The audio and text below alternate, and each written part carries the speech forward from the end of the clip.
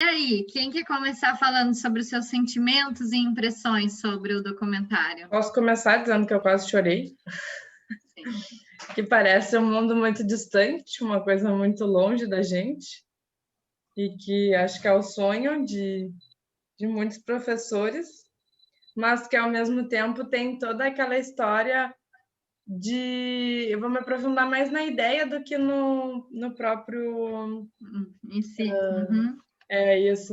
Mas, assim, aquela ideia de que, ok, também existem lugares que são assim, o que já é difícil, né? Primeiro já é difícil ter lugares assim. Ok, encontramos lugares assim.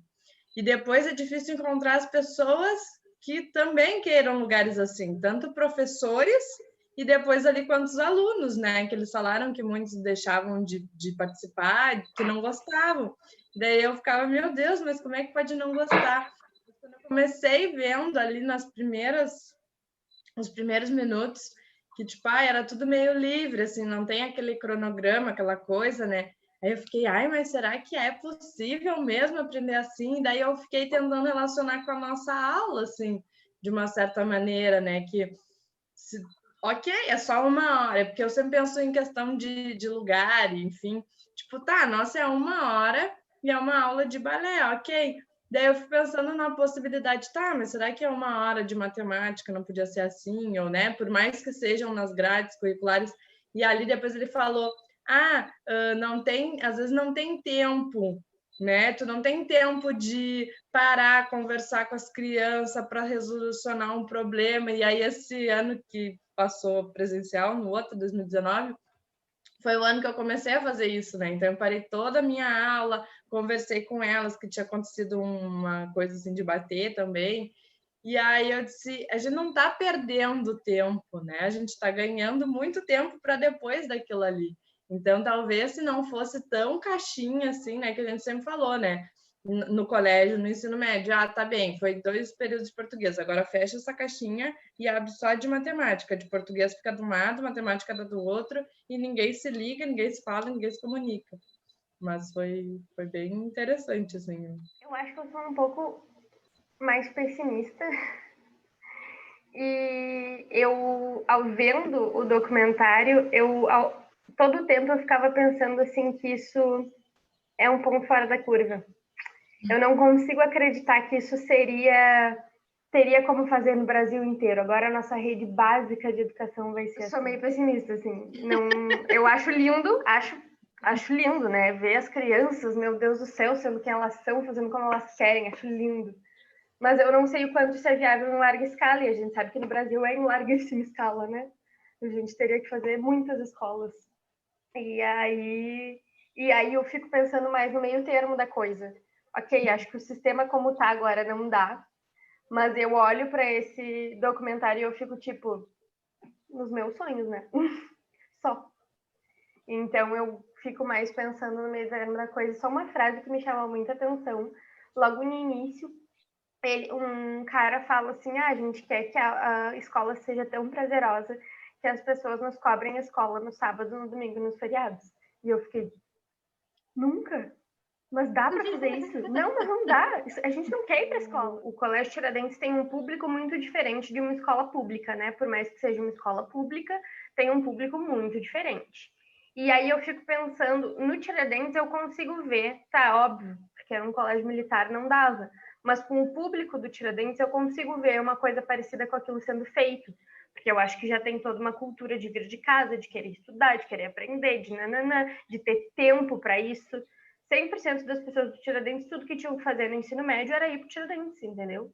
E aí eu fico pensando num rock da vida, e aí eu acho mais difícil, entende? Não é nenhuma coisa de, precisa muito de regra. Eu acho que nós, como sociedade, não estamos preparados para isso, assim, a gente não é criado para ter essa liberdade, e aí, então não é na educação que vai mudar, sabe? Tem que ser muito antes disso. É aquela coisa, tem que vir de casa. Uhum. Por mais clichê que seja, assim, eu acho que tem que mudar muita coisa para essas escolas conseguirem ser universais. Seguindo ali o que a Marina falou, pode falar? A Cláudia ia falar. Não, vai lá. Eu entendo um pouco o pensamento assim dela, porque eu, quando vi a reportagem, assim, achei, né, maravilhosa. Aqui em Santa Cruz tem uma escola de educação infantil que eu dou aula, quer dizer, dava aula, né? Enfim, que trabalha mais ou menos nesse sistema, sabe, assim, de ser mais livre, das crianças, as salas estarem mais abertas, as crianças de todas as idades passearem por todas as salas. Elas têm as suas profs, os seus grupos, mas cada uma tem a liberdade de passear e na sala do outro, visitar a sala do outro. Então, é um modelo que eu já vivenciei há algum tempo, assim, né? Outra escola também aqui, particular, também tem um sistema mais ou menos parecido de ter uma liberdade um pouco maior também do que as outras escolas. E eu acho interessante essa visão, né, de tu abrir a mente também, né?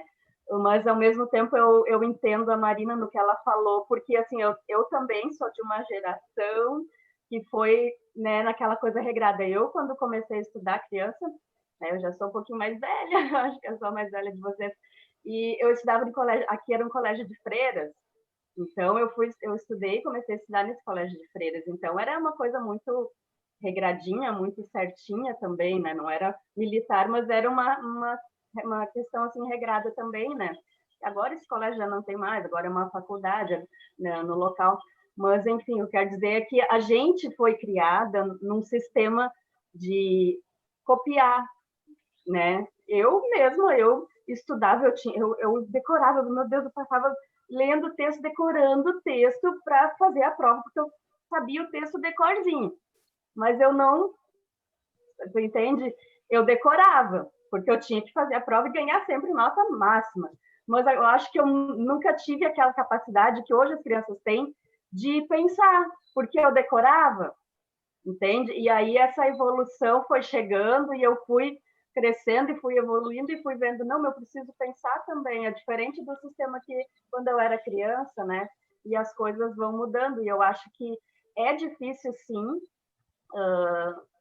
que nem ela falou de incorporar, da sociedade aceitar, né, da maioria querer, inclusive professores, que nem ela falou, é complicado, assim, mudar radicalmente de um sistema para outro. Mas eu acho que é uma evolução alguém começar, entendeu? Acho que alguém começar e mostrar, ó, é legal, esse outro sistema também é válido, né? Seria isso meu pensamento. Então, justamente isso que tu estava falando, que tem a ver com o que eu lembrei do Fábio Porchat, que tem a ver com o que a Marina estava falando.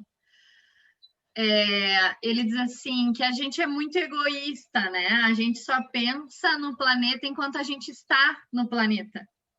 E tudo que a gente faz, principalmente processo de educação, mas tudo que a gente faz é para daqui 200 anos, não é para hoje.